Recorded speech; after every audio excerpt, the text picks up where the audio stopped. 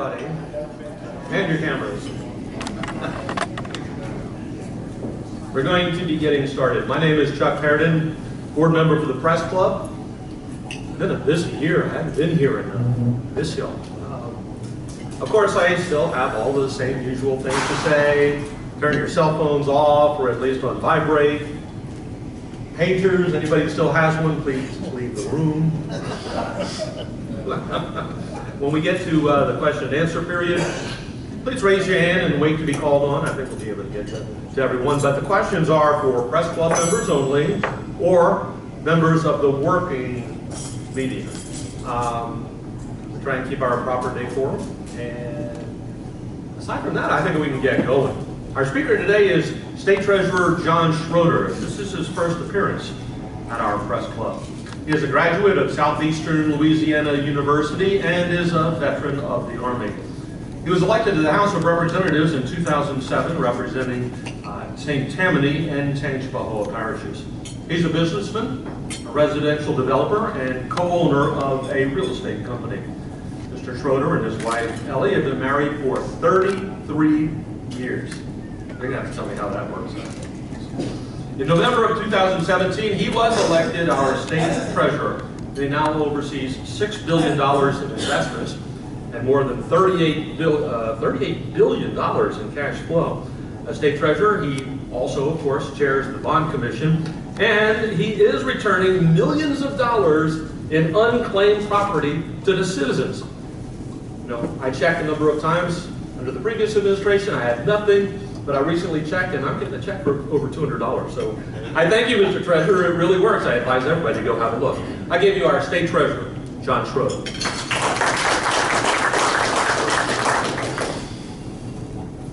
Thank you. Well, happy Monday. I think today's Monday. I sort of lose track of my days sometimes. So all these cameras are blocking everybody. Very happy to be here. Not that I'm counting, but it's been roughly 7 months and 18 days. But I'm very happy to be a state treasurer. I certainly am pleased with the opportunity to come and visit with you guys today, and I'll answer some of your questions. I think everybody's believed that the sessions are finally over. And I say sessions with a past plural. And, you know, I tell people we may not have all agreed, but, you know, it's over. We have a budget, and it's time to move on and look at some of the issues facing the state. You know, we did make some positive steps forward. We obviously had a balanced budget. We had a surplus, and I suspect we probably will have a surplus at the end of the fiscal year that just finished. Our fund balances are up for over $1 billion now compared to 2 years ago. And of course, we didn't have to use rands like we did 2 years ago. So there are some positive things happening in Louisiana. I would say sometimes this process seemed a little negative, but I tell people it is a process. You know, when you look at the legislators and to make up their districts and where they're from, and then look at their vote, I think in most cases their vote represents their district.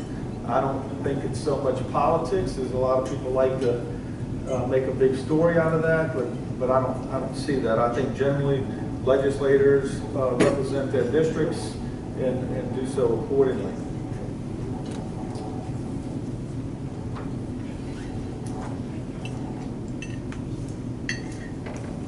Sticky fingers aren't working. One of the things that happened in a session that I supported a lot, I talked a lot about during the campaign, is that you know, I think people have lost faith in this process, and one of the ways we can sort of turn that tide is through transparency. And transparency, as you know, became the big buzzword during the session, and I was glad to see that the transparency bill passed, and we'll see how that gets implemented moving forward. I know my office is involved in that, and I'm very much looking forward to participating in that. I would say that the fiscal cliff was mainly solved, not mainly, the fiscal cliff was solved on revenue side. And now that the pressure's off, I'd say now it's time to get to work and look at the spending side. You know, many of you know that I authored the legislation. I created the task force a couple of years ago to look at restructuring our tax policies and looking at the structural side of the budget, which I still say to this day, we didn't get to the second part of it. I had a lot of people talk to me about, in my last session, before I ran for treasurer, about filing a bill or a resolution to extend it. I didn't do that. I absolutely believe, though, that now that we have a budget and we have revenue for a while, that we have to concentrate on how do we control growth and structurally fix what's plagued our state. We need stability in our health care. We need stability in other areas. We can't continue to allow government to grow at a pace that outpaces your personal growth, which generally is around 1%. State government, without any aid from the feds, grows about 9%. That's over a 2-year period. And over that same 2-year period, our total state government grew about 24%. So it's unsustainable. And we'll burn through this cash quicker than you can blink. So I'm going to strongly encourage both the legislature and the executive branch to work very hard. Don't pat each other on the back. We really didn't fix anything other than raise a lot of money. Now we have to fix what I consider to be structurally broken, so we're not right back here a few years from now, and not wait to year 4, 5, and 6. And I'll tell you that one of the reasons we left it at 27 months the last time was to force the legislature to the table with the administration to fix it, and it didn't happen. So 7 years might give us some stability, but one part of me, or a large part of me, believes that this thing's going to go unchecked for the next 4 years, and we're really not going to fix anything. I think when you look at the budgets over the years, we're just finishing a fiscal year where we spent the most money in the history of the state, and only to finish second now to the new fiscal year. We'll spend more money this year in the fiscal year we're in than any other year in the history of our state. So I think we need to take a very hard look at that and delve into some of the big issues and where we spent a lot of money and see how do we structurally fix this thing. There was several bills filed in the session that I supported that would have reformed our pension system, at least the state pension system. And I give a lot of credit to Lasers for taking the lead. That would revamp and have no effect really on any current state employees unless they wanted to opt into the program. I thought that was a very good bill, and I really hope next year that they bring it back, because that has to get done. Our Medicaid program, I think everybody knows we have problems, and it needs some accountability. We have an unsustainable cost in health care. Healthcare is just sucking up our budget and will continue.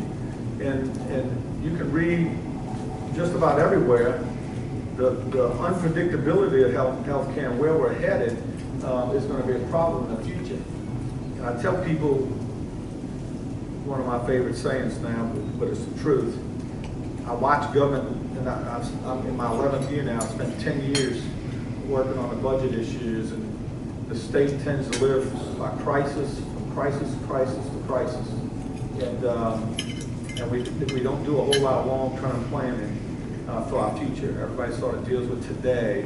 And I think as a leader, we need to have discussions about not only what we do today and how we pay our bills today, but how we're going to pay our bills 20 years from now.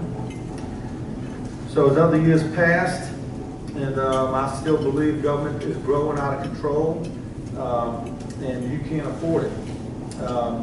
As a businessman, you know, coming especially since 2008. Really since after Katrina, business in my world hasn't really been the same. We had a real big high right after Katrina, and then it's sort of been down, and now it's just been fluctuating up and down since in the residential development business and real estate business where I earn my living. My wife runs our construction company now, and she's been doing that for about 4 years. But you know, we have to make very difficult decisions every day, and we typically start with a number and budget behind that number. We as a government tend to spend, and then you'll find the money to support that spending. It's really the opposite of what everybody does in their own personal lives. And I've said this many times, the only place this model works is in government, because it wouldn't work anyplace else. I talk a lot about the debt of the state as the treasurer and as your banker. Basically, you know, in the business world, when I go see my banker and I want to do project A, B, or C, the first thing he does is look at my debt and my spending habits before he determines whether or not I'm going to get a loan or not. And I would tell you, I'm going to strongly encourage both sides that we have to get our spending under control. It's not at a healthy level. When you look at how much we're spending this year compared to last, as I said earlier, we're going to spend more money this year than we did last year and then all the years previous. So I think that is one of the biggest issues facing our state. Moody's recently came out with a report that showed that our debt per person or per capita is around $1,600. It's $500 more than the states of Alabama, Arkansas, Georgia, Kentucky, Mississippi, and Tennessee. So we're spending the money, we're just not getting enough of it in. And we've been fortunate, as I tell the rating agencies all the time, having to have a balanced budget. You know, come hook or crook, it's happened. Whether I agree with it or not, at the end of the day, our budgets have been balanced, which is required in the Constitution. I would tell you that debt is made up, that statistic is made up from our bonds that we borrow and our pension system and related benefits. And that's, again, that's not my report, that comes from Moody's. So where do we go from here? As I said earlier, I think we'll outgrow this cash pretty quick. The penny fell off and came back with 0.45. So we shouldn't get as much money from that sales tax, but we'll see what the economy does, if the economy makes up that difference. But we have a lot of work to do moving forward, which includes pension reform, tax reform, all the things I've mentioned, healthcare spending. You know, one of my pet peeves is capital outlay. We're going to spend about $423 million this year on carrying costs and paying for projects that aren't all priorities to the state of Louisiana. When we're begging and borrowing to get big infrastructure needs taken care of, we're also spending money on things I believe have no business of the state of Louisiana paying for. I think one of the things that we have to improve on as well is increase our savings account, which is, in my opinion, dangerously low.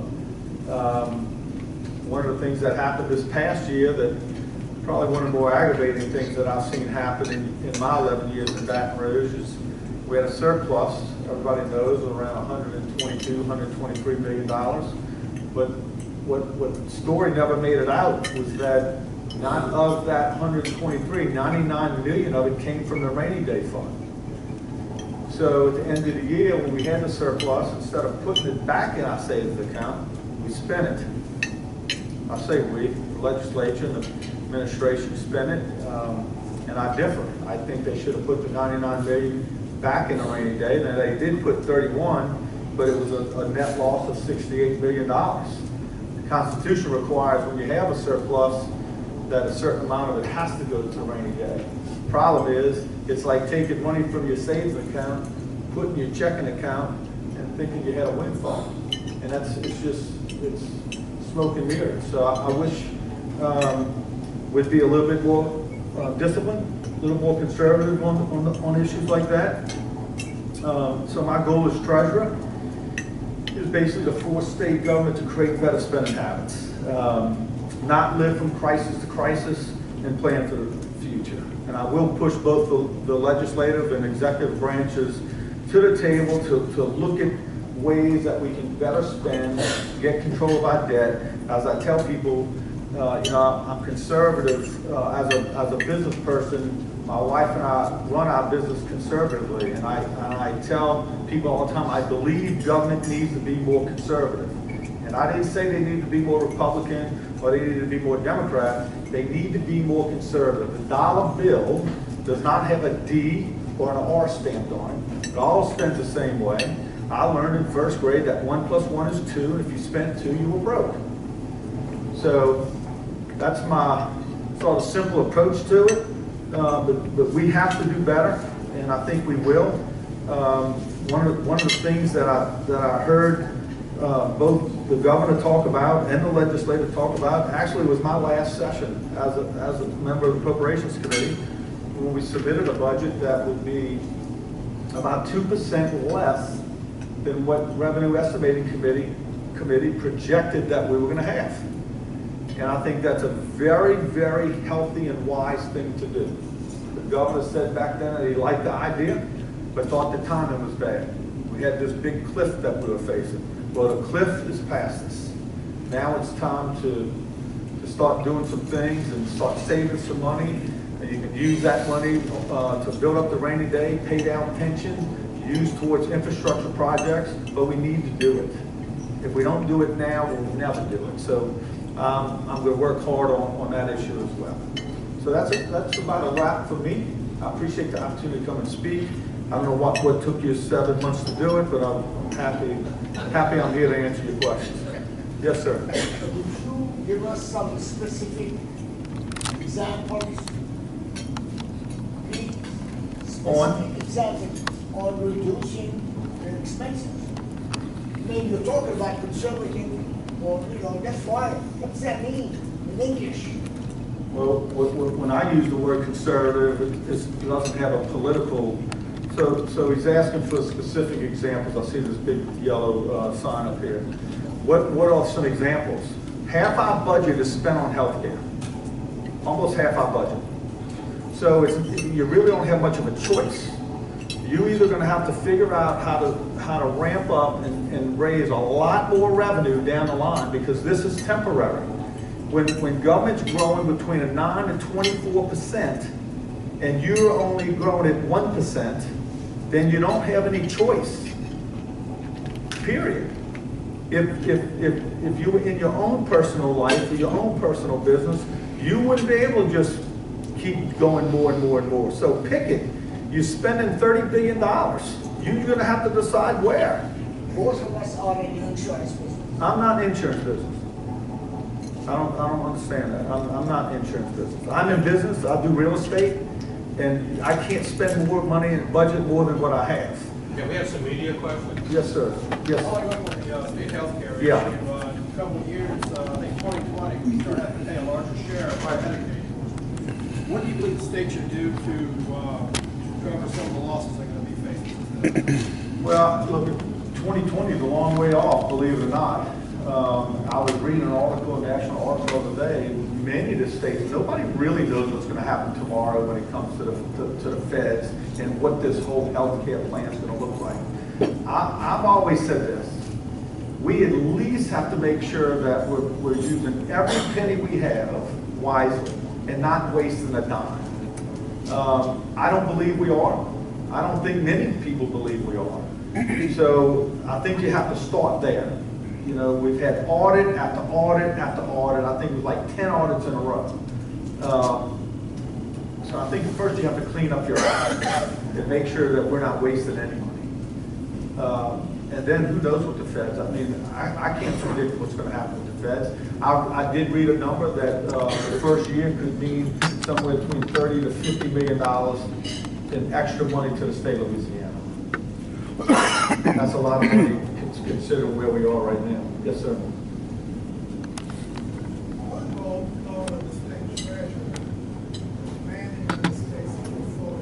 Correct.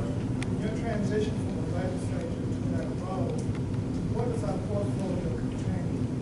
And what then is concerned about? Yeah, so the question is about the portfolio and transitioning from a legislator to the treasurer and how we manage that. Fortunately, our portfolio right now is looking pretty good. You know, we have over $1 billion more today in our funds than we did 2 years ago. So the thing about the state compared to the outside world, you can only invest those things in very, very secure type investments. I think what I've tried to do sort of outside the box, we have this thing called unclaimed property that most people have no idea what unclaimed property is, but it's lost money. This money belongs to the citizens of Louisiana. We had some legislation that I worked with several legislators on that would take the money that's not returned and create a trust fund. And you take the proceeds from that trust fund and you use it on capital outlay projects for locals. We did get that through the Senate and the House and had it vetoed. But we're already working to bring that back for next year. It's going to need a constitutional amendment to do it. But we have some flexibility there on how we're going to invest that. I'm going to ask the legislature to support us on that.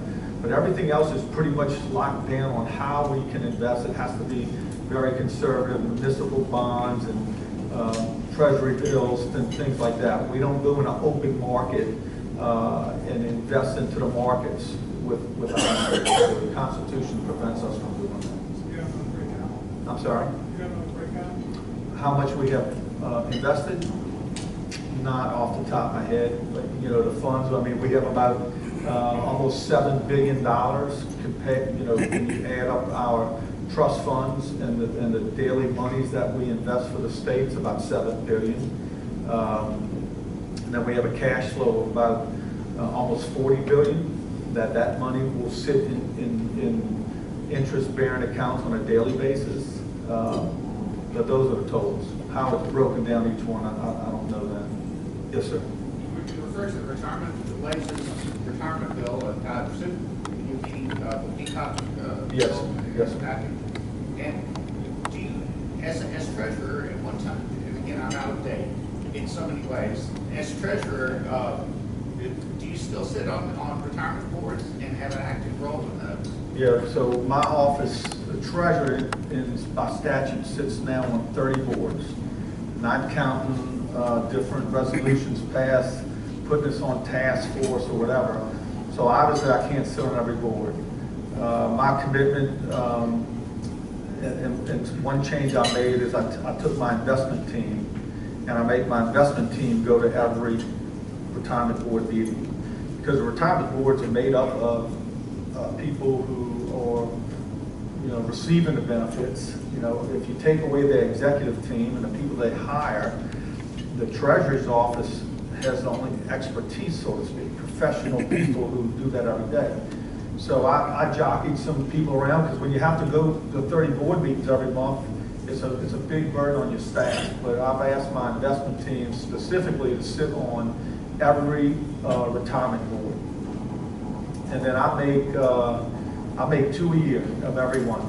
And I'm on track so far to do that. It's a lot of boards.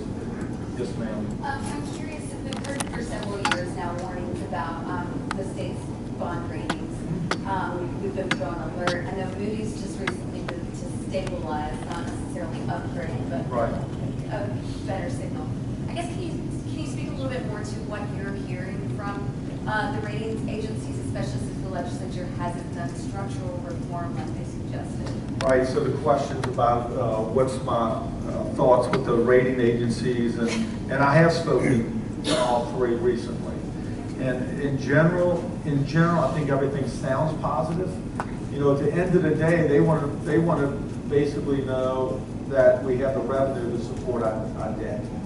And so passing the taxes or the sales tax, that was a step in the right direction. But they will very quickly tell you sales tax isn't necessarily a very stable means. You still haven't done anything structurally. You still don't have a very good savings account. So these are all things that we will have to work on. You know, we do need to do tax reform. Problem is you can't get 53 people to agree. You know, I do tell people that, you know, there's a reason why you need a 2/3 vote to raise a tax in the legislature. You know, that's the law. You know, you don't want to be able to raise a tax with a majority vote. You have to have a super majority. And you know, tax reform has just eluded the legislature. And look, I was part of that legislature. It's very difficult once you give something to take it back. You know, so when you ask what's specific that you're going to do, we have to do tax reform. We can't afford not to do it. You know, we give away $7 billion in credits and rebates and exemptions every year. You know, I think every dime needs to be on the table. And I would tell you, as a former member of the House Appropriations Committee, I had a bill one year that would appropriate every dime of state government, which you do in your own world and you would do in your own business. Why wouldn't we do that in the state of Louisiana? What happens is some of these things get paid off the top first, which means it's a priority over education, healthcare, feeding the poor, whatever. You know, and I don't think that's prudent budgeting, especially when you're short on cash. If I think the governor should have the ability to micromanage the dollars, but we haven't got that passed. We've had bills over the last 10 years, and I get asked a lot about the Constitutional Convention. We can fix this. This could get fixed without a Constitutional Convention, but you gotta have some political will to do it, you know? And I used to not support that, and I went to support it because we've tried the bills, we've tried to get it passed, and none of it has passed. So I supported the Constitutional Convention recently because of that. We've tried and struck out. So we have issues that need to be fixed, and at this point in the game, I don't care how we get there, we just need to get there.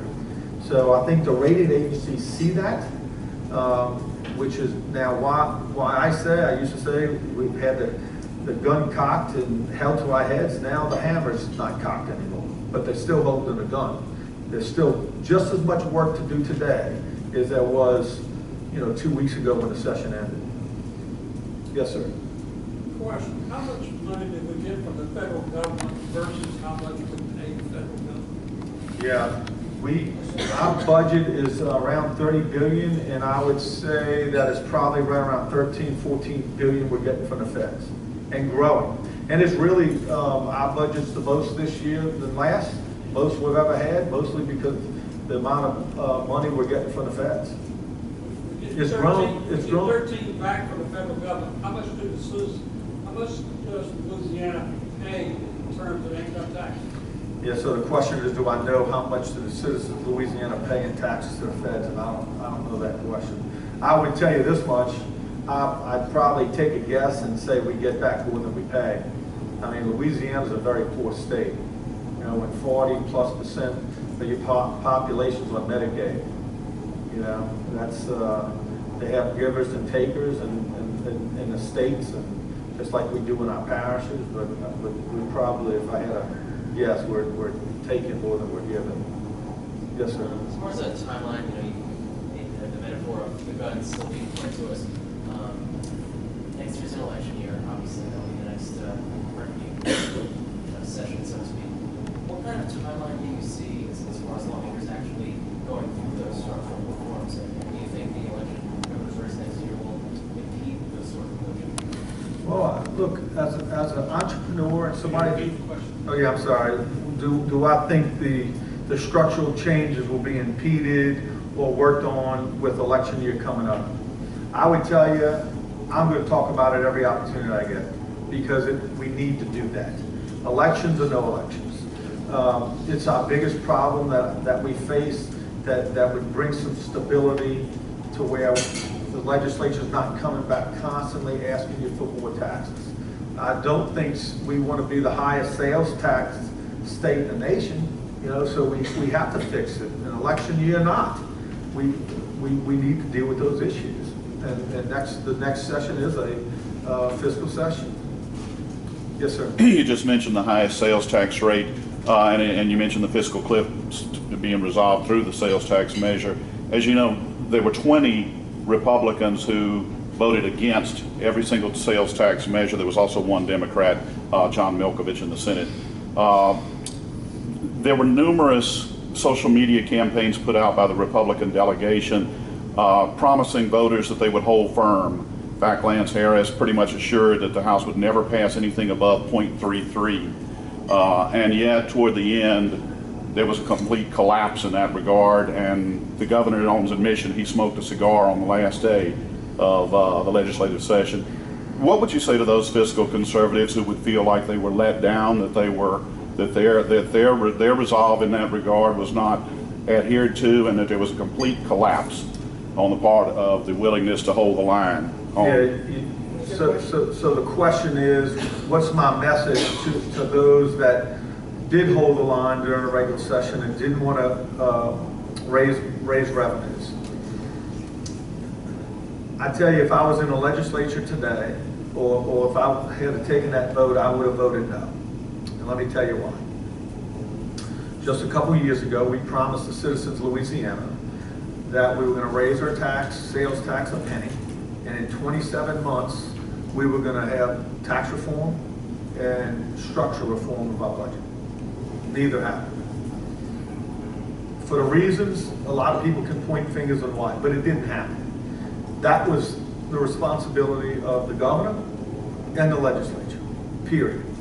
You know, some of this is, it's too easy to get out, which is why I pushed for 27 months. I didn't want it to be easy that you could get out of it. Now they're going to have 7 years to look at it. And you want to bet how long it's going to take them to do it? 6 years and 360 days. You know, I mean, that's the nature. That's how we are as human beings, and I understood that. So I could very easily tell you why I voted no. Now, I can't tell you why all these folks voted no, but I would have voted no simply for that reason. And I would tell them to hold the line, because as I often say, somebody's got to be the parent in the room and use one word, one simple word that you use as a new grandparent of fixing to be 6 months. We haven't had to use this word yet, but it's coming, and it's no. You have to say no. You can't say yes to everything. And the state is not going to get any richer by continuing to raise taxes without some structural reforms to go along with it. So that's my message to my former colleagues. And sort of following up on your question, I'd start next week. I'd take a little break at the end of July and start in August and get everybody in a room and you start pounding away. Because that's what I used to do. It takes that long. You just can't fix these structural problems in a day. It takes months and months and months of meetings to build a consensus. Well, could I have a quick follow-up? If it turns out that through this measure, the fiscal year that we're about to enter ends up with, say, a $400 million surplus as a result of this, do you think there will be an incredible backlash about the inaccuracies of the projected fiscal cliff and that it was greatly exaggerated, and therefore a clamor to repeal a portion of this 0.45? So do I believe there'll be a backlash? It really just depends on how the whole thing gets spun. It really depends how a lot of you talk about it. You know, some are going to say, well, we had this big economic boom, and I can't argue that's the truth. Well, maybe, truth is maybe not the right word. That may not be the most accurate way to describe it. Obviously the internet sales tax issue is going to be a big issue, depending on where you are from. I've heard recently New Norman on the radio talking about Jefferson Parish and how much tax they already collect on the internet from these big companies. But nobody really knows what that figure is. But I did read an article last week or 2 weeks ago that the Secretary Robinson said that they're gonna try to implement this by 2019. That's right around the corner. So I know we had some very specific issues that we were facing, especially when it comes to single source collections. And I'm curious to see how that happens, and then how much revenue we raise. Because here's the bottom line. we truly spend as a government every penny we have. Every penny we have, we spend, and then we spend everything we think we're gonna have, which is why I strongly suggest that whatever the revenue estimated is, of that 100%, you only spend 98, and you sort of force a savings habit. I saw a bunch of hands. Hold on one second. Anybody else before I go back to the twos? I had a question on unclaimed property. Okay, hold on, I'll come to you, unclaimed property. Could you update us on the Ohio checkbook and tell us what came from all that? Yeah, so Louisiana had a bill, I think it was Senator Ward and Barry Ivy, the speaker. There were several that worked on it, and it passed. John? Yes, sir. Just what in? No, I'm sorry. Asking about Ohio checkbook and what's Louisiana's version that passed the recent session. So it did pass. It was fought on several special sessions, and then it passed this last one. And I think that's great for Louisiana. I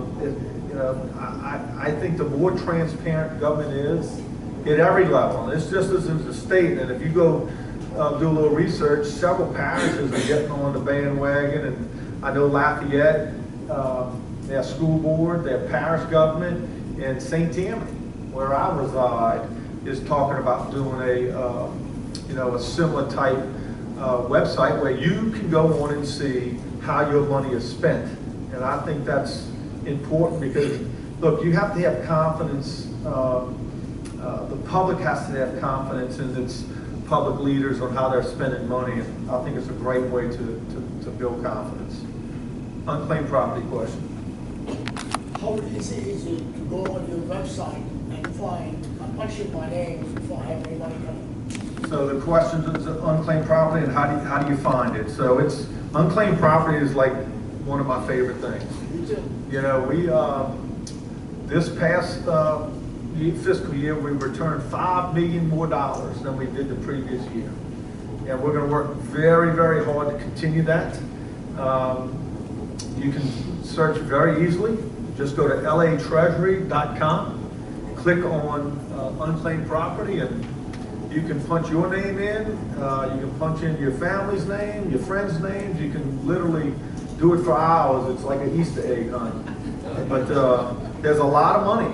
You know, one of the things that I spoke about this earlier, that I pushed some legislation to create this trust fund from the unclaimed property money that's not getting claimed. This is lagniappe dollars, in my opinion. And we, when you just don't get very many opportunities to take money like that and create something good with it. Most people, I didn't know, and not anybody I've talked to since, knew that whatever doesn't get spent annually, guess what happens to it? If it doesn't get returned, it goes into the general fund. And they keep a ledger, and it's red, okay? The state owes the unclaimed property division $858 million, because that's what we've spent. So we're going to work real hard to create better outcomes, but then I believe instead of spending it in the general fund, let's eventually put it into a trust fund. We ran a model that in 25 years from now would have about $1.3 billion and be kicking off somewhere between $30 to $35 million a year. Now that's some long range planning, but it's the type of things that we need to do to make Louisiana economically and more sustainable from a cash standpoint. And then what you can do, as I said earlier, you're not a big capital outlay. I'm not a big capital outlay fan. I think it's a very broken system, and it's a pay to play or play to pay, however you want to say it. But this would be a loan, a low interest loan that municipalities would come in and borrow money for their particular projects, do their project, pay it back. It paid less than 1%, and it would just keep replenishing the fund. There are two funds like it in Louisiana, but I think this would be a great idea, and some, again, it'd be a conservative thing to do with your money. I saw one hand in the back. Yes, sir. The state treasurer, do you have any input into the incentive packages that are offered to industry to come to Louisiana? Yes, the question is, do I have any input on incentive packages for companies coming to Louisiana? If they ask me, you know, but they don't call, the economic development director doesn't call me and ask me. I think the best thing that I can do for you as a citizens of this state, and for businesses in this state, and for people who want to come to Louisiana and do business, is get our spending under control. And just keep pounding it, and pounding it, just like you would do in the world. I see that as a major role that I can play. So that would make it more encouraging from outsiders, knowing that Louisiana, when you pick up these lists and you look at it, when you look at the metrics on debt, that we're not ranked 16th in the nation in debt. That's what we have to improve. Hold on. Yes, sir. Comment on this, I guess there are various state or parish or served districts that collect taxes. Can you comment on that and the inefficiencies there versus the Florida contract collecting the taxes? So the question is about the way we collect taxes and sales taxes across the state, and you know, that's been a big discussion over the years. We're one of the only states in the nation that collects sales tax and local tax the way we do. They call it a single source collection. The feds require that you have a single source collection in order to collect internet sales tax. I don't know what the Secretary's plan is to do that, and I'm certainly no expert in it, but I have said this before, I think you got a better shot at seeing Santa Claus. You know, these parishes have created a lot of infrastructure to collect sales tax. A lot of jobs, a lot of salaries, a lot of people. You know, there's no incentive to get rid of it. So again, it's one of those things that are very difficult, and the governor has some very difficult decisions to lead on, and that's one of them. Yes, sir. And actually, just bouncing off that sales tax comment, new reports out, you know, mentioned Louisiana being the highest combined average. Some reports saying we're now the second highest in the country. Does that matter to you? On sales tax? Yeah. Yeah, so the question is, does it matter to me whether we're the highest in the country, or second to highest, or fifth to highest? Yeah, it does. You talk about bringing business to Louisiana. Who wants to bring a retail business to Louisiana knowing that you got to pay the highest combined sales tax in the country? You know, that's just not good. You know, it's not good PR. You know, so that needs to change.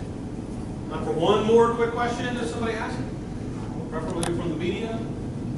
Okay, John, you collect the money. We were kind of like the last question of the day comes from the treasurer to the treasurer. I was wondering, back on unclaimed property, you came up with the idea of the trust fund. What do other states do? Because they must have the same situation. Yeah, so most states, and I don't remember all the statistics, but the law says, so the question is what other states do with the money from unclaimed property.